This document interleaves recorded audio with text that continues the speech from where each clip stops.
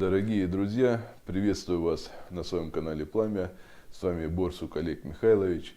И в этом клипе я хочу с вами поговорить о каминах с открытой топкой. Сразу вам скажу, что я сторонник открытых порталов, чтобы огонь непосредственно был со мной в контакте, без стеклянных дверок. И как получить в своем доме безопасный камин. Данный камин достался мне по наследству вместе с дачей, то есть я купил дачу, и в этот камин уже был здесь собран. Одно я узнал от хозяйки, что этот камин собирался человеком, который технологию эту, или порядовку увидел в журнале «Техника молодежи» за какой-то там 80-й с чем-то год.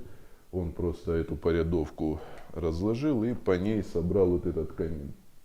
Он имеет зуб небольшой, здесь зуб, значит, имеет горизонтальную полочку, вы видите карниз, дымоход, наверху из крыши выходит вообще керамическая труба, где-то 150 сечением. Камин иногда дымит, здесь, значит, имеется вот холостниковая решетка с вот таким поддоном. Я вообще не сторонник колосников. Давайте сразу расскажу, почему. Во-первых, доставляет массу проблем с тем, чтобы золу мне отсюда приходится вычищать, еще и отсюда, и потом еще ящик вытаскиваю, еще из-под ящика все это выгребать.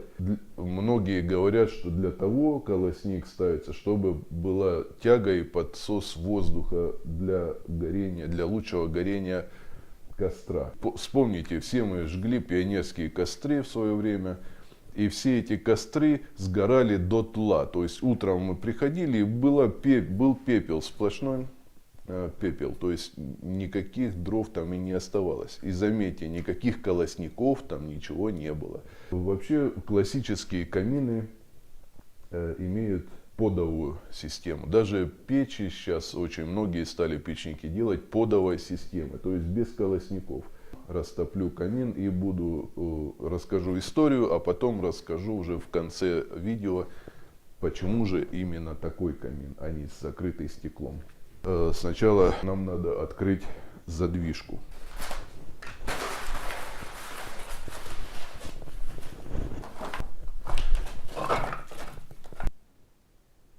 Задвижка у нас открыта. И вот сюда я засовываю бумажечку. Прям в трубу. Если у вас такой вьюшки нету, то можете вот так засовываете бумагу прям сюда, вот снизу, чтобы в сам дымоход попал огонь. Не вот здесь, а именно туда. Вот все загудело. Теперь эту можно закрыть.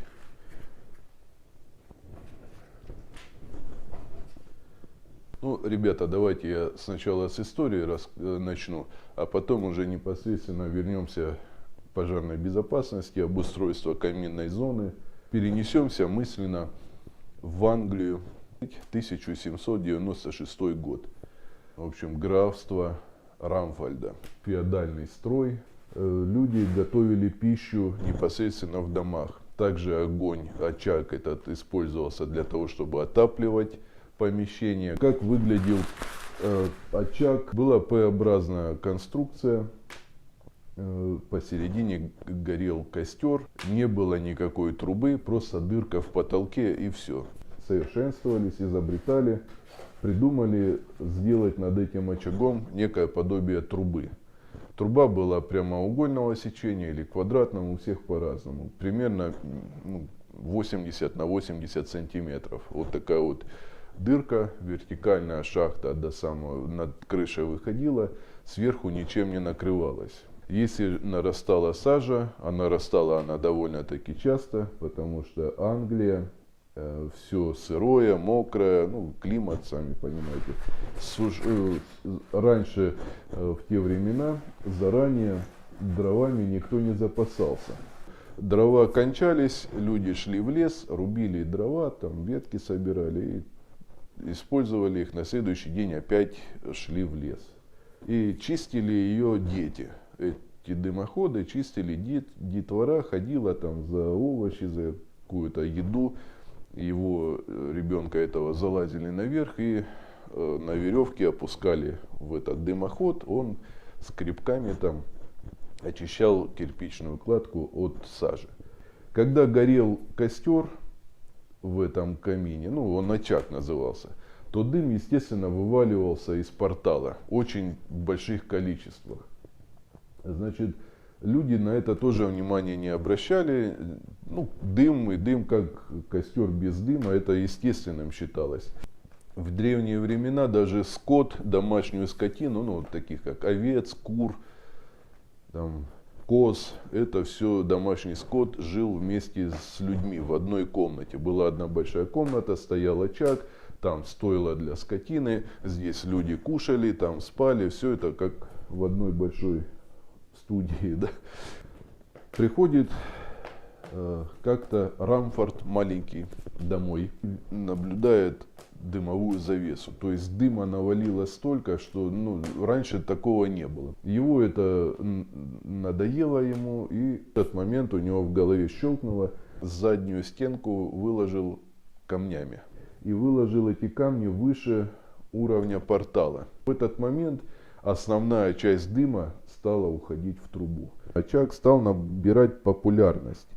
Многие стали приходить смотреть, как работает камин у Рамфорда. Люди стали приглашать Рамфорда к себе домой, чтобы он им тоже сделал такую же топку, усовершенствовал, избавил людей от дыма. Люди стали понимать, что без дыма гораздо лучше и более комфортно. Вообще просто прекрасно, жизнь прекрасна. Молва про него, слухи. И он стал очень серьезно относиться к этому, переросло в увлечение. Он стал изучать теплотехнику, теплодинамику, как все это работает, как устроено. В общем, довел он зуб до совершенства. Сегодня практически ничего не изменилось с тех времен, вот почти 200 лет. Конструкция камина особо не изменилась. Про то, как придумали камин, я вам рассказал. Рамфорд, благодаря ему мы получили совершенную топку. Еще был Росин. Он, значит, доработал и рассказал, для чего зуб существует в каминах. Что сделал Росин?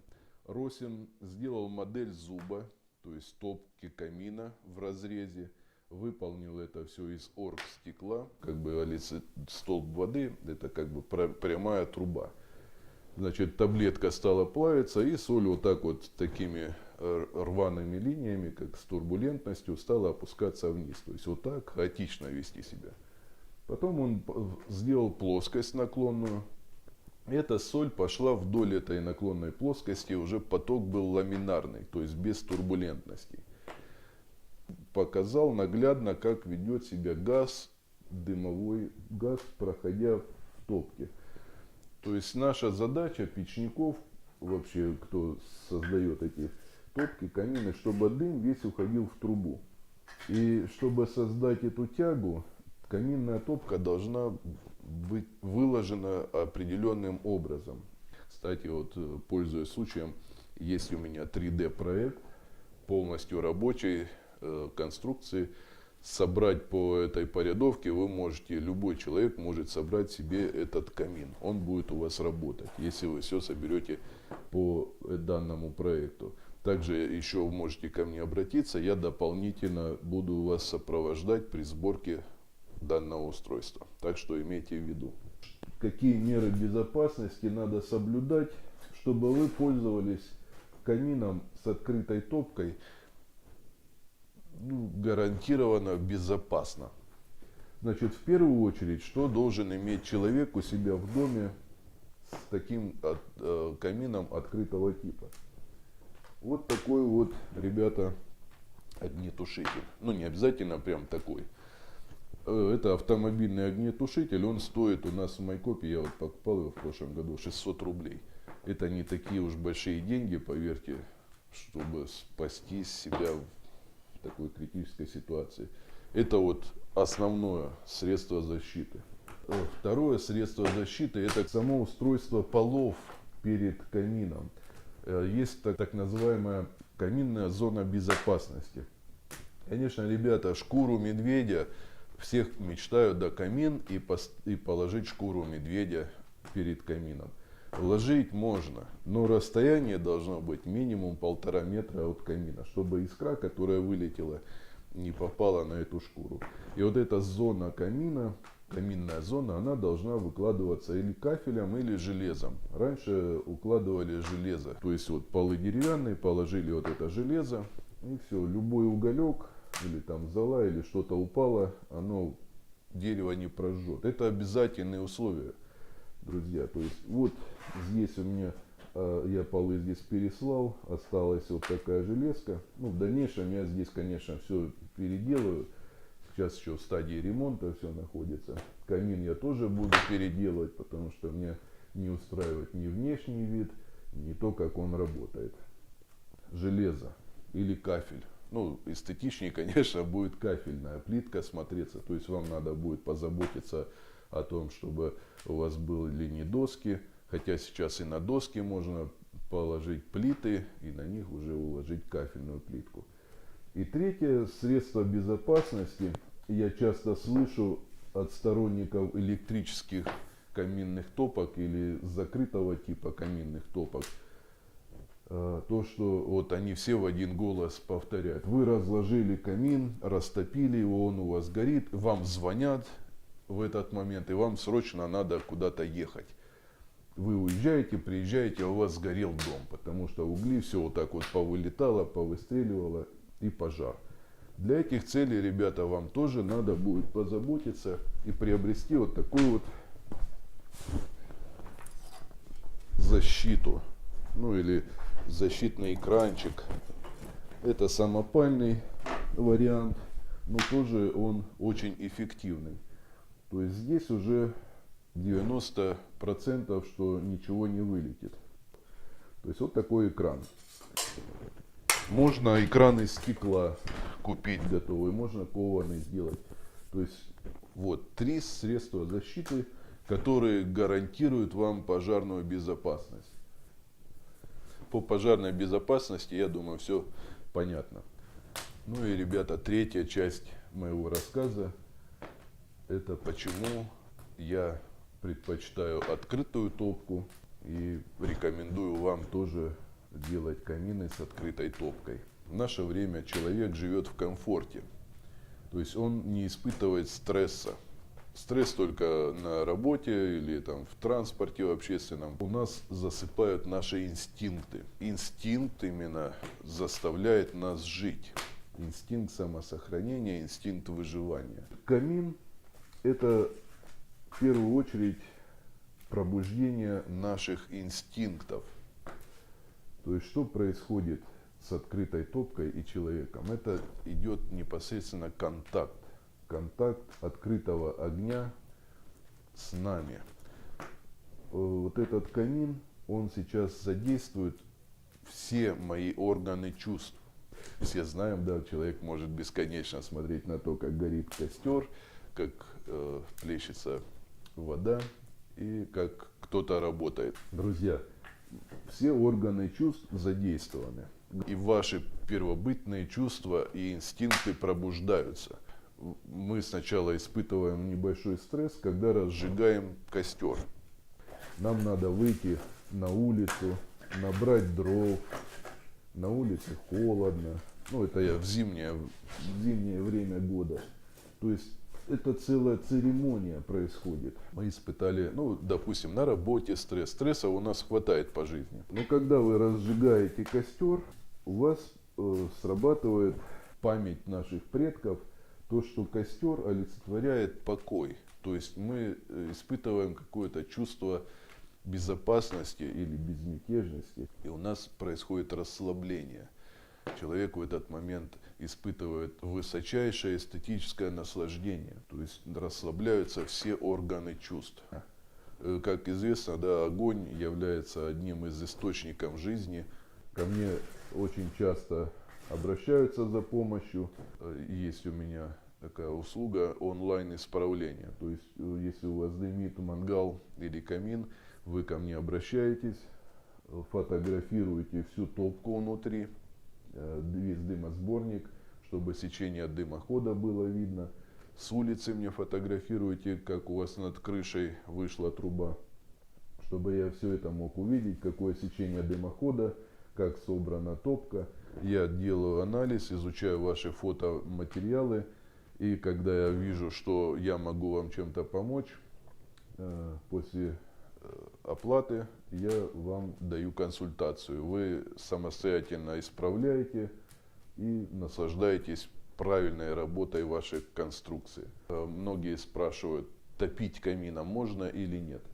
Ну, я вам сразу скажу, что камин, он сделан не для того, чтобы отапливать. Это не отопительный прибор, а больше эстетический, релаксирующий, да, расслабляющий, для кайфа, будем так говорить, сделан. Допустим, вы хотите, чтобы он у вас еще дополнительно отапливал помещение, вы должны изначально озвучивать, что вы это хотите. Тогда печник или каминчик сделает расчет, как это примерно выглядит. Здесь вы видите стенки вот таких вот размеров, ну, буквально где-то 18 сантиметров. Значит, те отопительные системы, это называется конвекционные каналы, у них стенка должна быть в 1,5 кирпича с левой, ну, с обоих сторон. Получается два контура, то есть огнеупорный кирпич, внутри топка, потом идет воздушная прослойка и облицовочный кирпич. Происходит, значит, конвекция за счет того, что в этих воздушных подушках открываются решеточки, ну, то есть отверстия, проемы с правой и с левой стороны. И вверху также делаются отверстия для того, чтобы этот воздух выходил. Циркуляция, будем так говорить, ну или конвекция. То есть снизу воздух засасывается, когда топка прогрелась. Внутри в этих воздушных полостях создается движение, подкачка воздуха и выходит наверх горячий. Это все начинает работать через 1,5-2 часа после того, как вы затопили камин. Не надо думать, что это сразу будет работать. Вот сколько мы здесь сидим, стенки камина, вот видите, я рукой даже дотрагиваюсь, вот, и ничего не обжигает, то есть они еще не нагрелись. Во-первых, надо костер очень хороший, чтобы пламя было много, и надо греть 2 часа камин, чтобы огнеупорный кирпич прогрелся. Когда он прогреется, только тогда начнет это все работать. Так что это тоже надо учитывать. Чтобы этот эффект получить, надо 3-4 часа. Ну, я вам скажу, что камином, в принципе, реально топить, когда здесь большой костер, вы на расстоянии 1,5 метров не усидите здесь. Будет очень жарко. Я вам рассказал про историю создания камина, чем отличается, как сделать его пожаробезопасным. До встречи на моем канале. Ждите моих новых видео про камины, про мангалы. Друзья, на этом я с вами прощаюсь. Желаю вам крепкого здоровья, чтобы в этом году все ваши самые сокровенные мечты исполнились. Новых творческих успехов вам. Всем удачи, пока.